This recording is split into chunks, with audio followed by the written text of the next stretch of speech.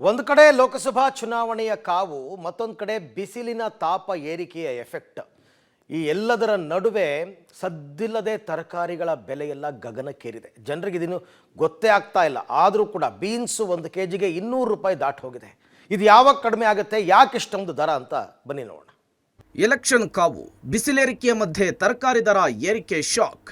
Carrot century, beans double century. ರಾಜ್ಯದಲ್ಲಿ ಮೊದಲ ಹಂತದ ಲೋಕಸಭಾ ಚುನಾವಣೆಯ ಮತದಾನಕ್ಕೆ ಕ್ಷಣಗಣನೆ ಆರಂಭವಾಗಿದೆ. ಅತ್ತ ಬಿಸಿಲ ಬೇಗೆ ಕೂಡ ಜನರನ್ನು ಹೈರಾಣಾಗಿಸಿದೆ.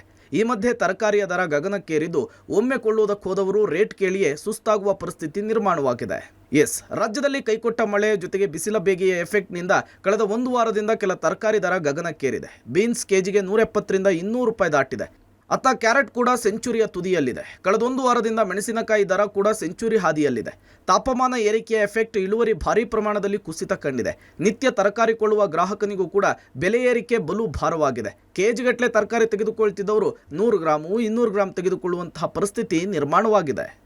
ಜನ ಅಂತಾರೆ ತುಂಬ ರೇಟ್ ಬೆಲೆ ಜಾಸ್ತಿ ಇದೆ, ತೊಗೊಂಡೋಗಿ ತಿನ್ನೋಕ್ಕಾಗಲ್ಲ ಅಂತಾರೆ. 1 kg ತಗೊಳ್ತಾವೆ, ಅರ್ಧ kg ತೊಗೊತಾರೆ, ಅರ್ಧ kg ತಗೊಳ್ಳೋರು 1/4 kg ತೊಗೊತಾರೆ, ಕೆಲವರು 100 ಗ್ರಾಮ್ ತೊಗೊಳ್ಳೋರು ಇದ್ದಾರೆ, ಕೆಲವರು 50 ಗ್ರಾಮ್ ತೊಗೊಳ್ಳಿದ್ದಾರೆ.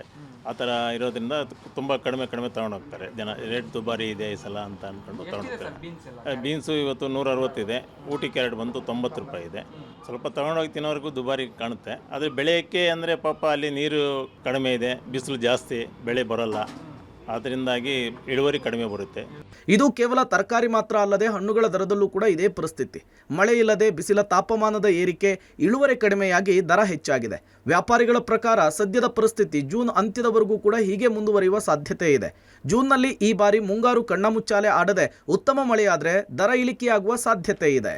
ಒಟ್ಟಾರೆ ಕಳೆದ ಕೆಲ ತಿಂಗಳುಗಳಿಂದ ಒಂದಲ್ಲ ಒಂದು ದರ ಏರಿಕೆಯಿಂದ ಕಂಗೆಟ್ಟಿದ್ದಂತಹ ಜನರು ಅಗತ್ಯ ತರಕಾರಿಗಳ ಬೆಲೆ ಏರಿಕೆ ಜನರ ಜೇಬನ್ನ ಮತ್ತಷ್ಟು ಸುಡ್ತಾ ಇರುವುದಂತೂ ಸತ್ಯ.